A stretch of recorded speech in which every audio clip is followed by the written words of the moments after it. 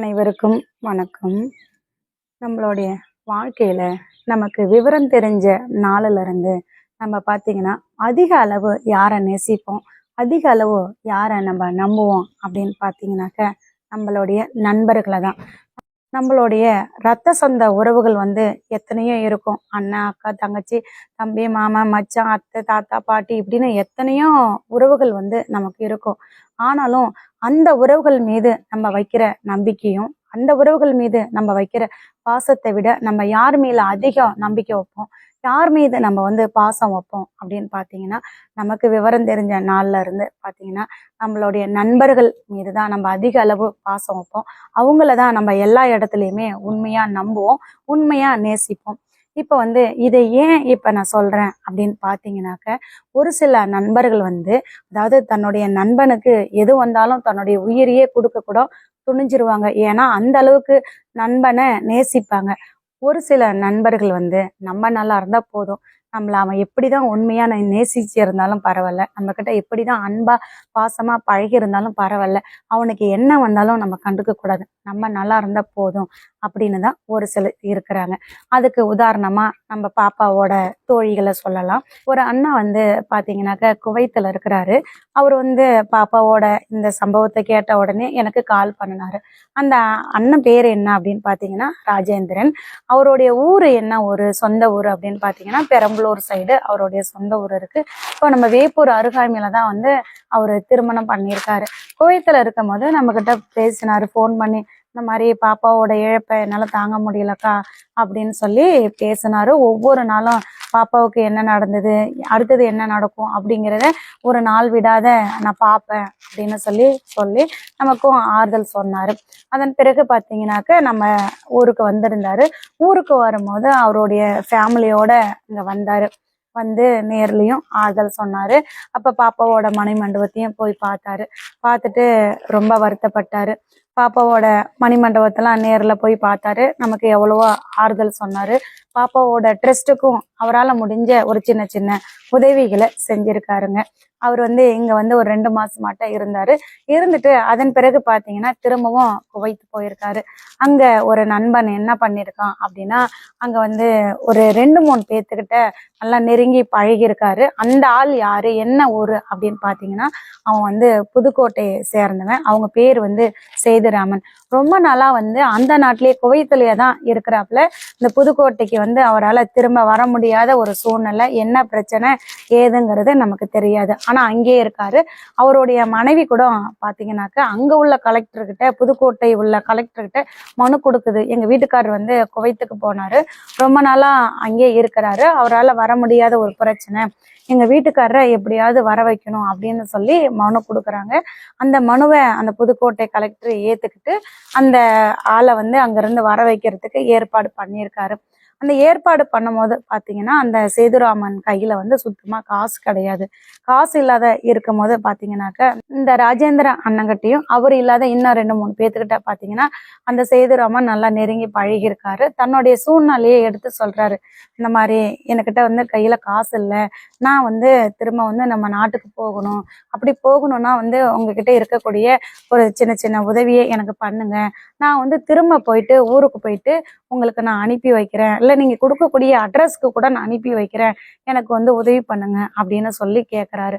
உடனே இந்த ராஜேந்திர அண்ணனும் அவங்களுடைய நண்பர்கள் 2 பேர் இவங்கெல்லாம் சேர்ந்து, பாவம் இவரால் இங்கேருந்து அங்கே போகணும் அப்படின்னா நம்ம உதவி பண்ணினாதான் போக முடியும், இல்லைன்னா போக முடியாது அப்படின்னு சொல்லி ஒரு நண்பனை நம்பி மனசு இறக்கப்பட்டு, பாவம் ரொம்ப நாள் ஆயிடுச்சு, பொண்டாட்டி பிள்ளைங்களை விட்டுட்டு இங்கேயே இருக்கிறாரு, ஊருக்கு போகட்டும் அப்படின்ற ஒரு நல்ல எண்ணத்துல பார்த்தீங்கன்னாக்கா அவர் சொன்ன வார்த்தையை நம்பி, நான் போயிட்டு உங்களுக்கு கால் பண்றேன், நீங்க காசை எங்க கொடுக்க சொல்றீங்களோ அங்க கொடுக்குறேன் அப்படின்னு சொல்றாரு.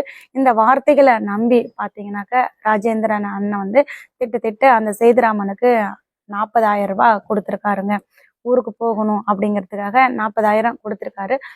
அவருடைய நண்பர்களும் 2 பேர் கொடுத்துருக்காங்க. ஆனா இங்க வந்த வாட்டி பாத்தீங்கன்னாக்க போன் பண்ணனா எடுக்கிறதே கிடையாதுங்க. திரும்ப அந்த காசை வந்து இவரால வாங்கவே முடியல. எனக்கு கூட இடையில வந்து இப்ப போன் பண்ணனாரு. எப்படின்னா இருக்கிறீங்க என்னன்னு கேட்டேன். இத சொல்லி ரொம்ப வருத்தப்பட்டாரு. அக்கா, அந்த மாதிரி யாரையுமே நம்ப கூடாது, அதுவும் முக்கியமா வந்து ஒரு சில நண்பர்களை நம்ப கூடாது, எல்லாரையும் வந்து நம்ம குறை சொல்லலக்கா.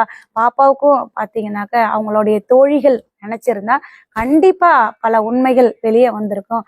அங்க நடந்தது அவங்களுக்கு முழுமையா தெரியலனாலும் கண்டிப்பா அன்னைக்கு இரவு என்னென்ன நடந்தது அப்படிங்கிறது தெரியும்க்கா. இந்த மாதிரி பாருங்க, நண்பனை நம்பின இந்த மாதிரி பண்ணிட்டு போயிட்டான். சரி போகட்டும், ஊருக்கு போகட்டும். அவன் வந்து ரொம்ப நாள் ஆயிடுச்சு, இங்க போக முடியாத இருந்தான். அவங்க மனைவி மனு கொடுத்து தானே இவனுக்கு அங்க போற மாதிரி ஒரு வழிவகை கிடைச்சிருக்கு. அதுக்கு வந்து உதவி பண்றதுக்கு நம்ம ஒரு சின்ன துரும்பா இருப்போம் அப்படின்னு சொல்லி உதவி பண்ணனாங்க. ஆனா அவன் இங்கிருந்து போன பிறகு பாத்தீங்கன்னாக்க என்னுடைய போனை அட்டன் பண்றதே இல்லை.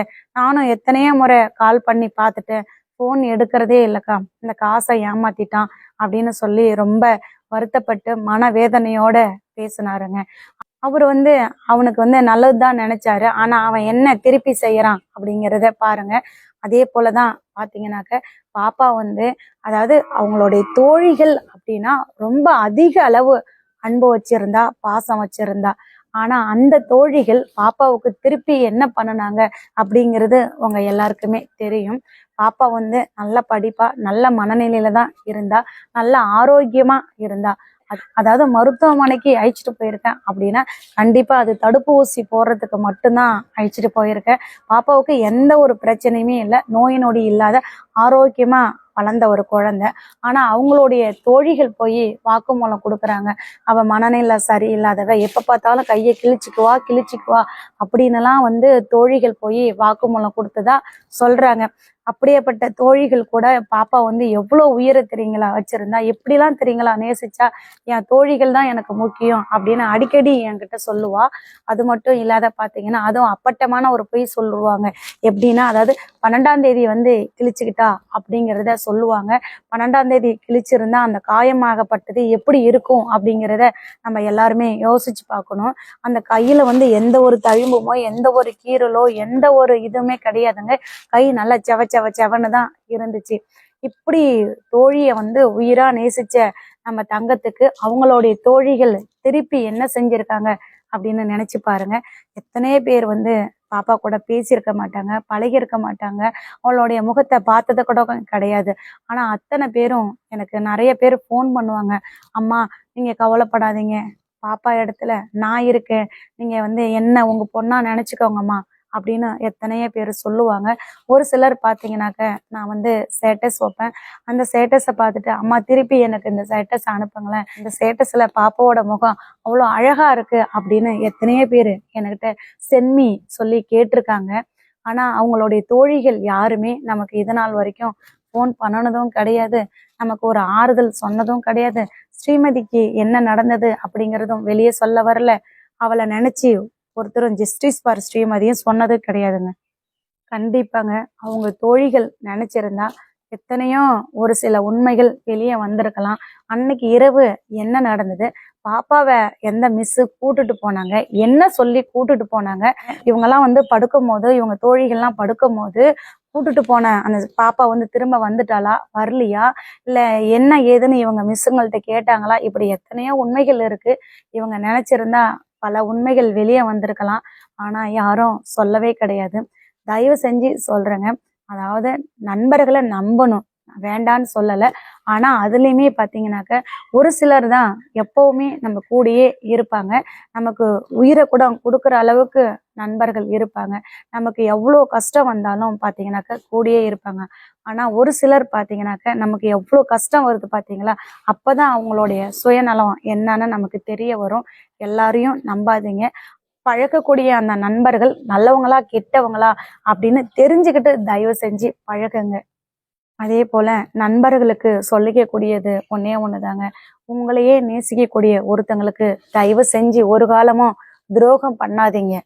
உங்களாலதான் இன்னும் இருக்கக்கூடிய ஒரு சிலருக்கும் கெட்ட பேர் வருது. தயவு செஞ்சு நண்பர்கள் அப்படிங்கிற ஒரு வார்த்தைக்கு முக்கியத்துவம் கொடுங்க. யாரையும் ஏமாத்தாதீங்க. உங்களுடைய நண்பர்களுக்கு ஏதாவது ஒண்ணுன்னா தயவு செஞ்சு கடைசி வரைக்கும் கூடயே இருங்க. பாப்பாவோட ஃப்ரெண்ட்ஸுங்க இப்போ நினைச்சா கூட பல உண்மைகளை வெளிச்சம் போட்டு காட்டலாம். அவங்களோட மனங்கள் மாறணும். கண்டிப்பா ஜஸ்டிஸ் ஃபார் ஸ்ரீமதினி எத்தனையோ பேர் நம்ம கதறிக்கிட்டு இருக்கிறோம். ஜஸ்டிஸ் உண்மையிலே வெளியே வரணும் அப்படின்னா பாப்பாவோட அந்த தோழிகள் கையில தான் இருக்கு. அவங்கெல்லாம் மனம் மாறணும். Justice for Srimathi.